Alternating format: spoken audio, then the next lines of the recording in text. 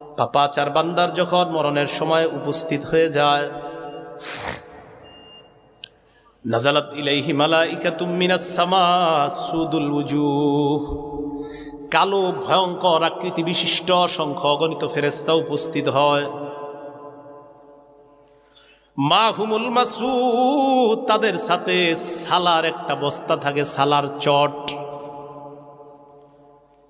পাপাচার বান্দার নজর যে পরিমাণ যায় ওই পরিমাণ পর্যন্ত বসে যায়।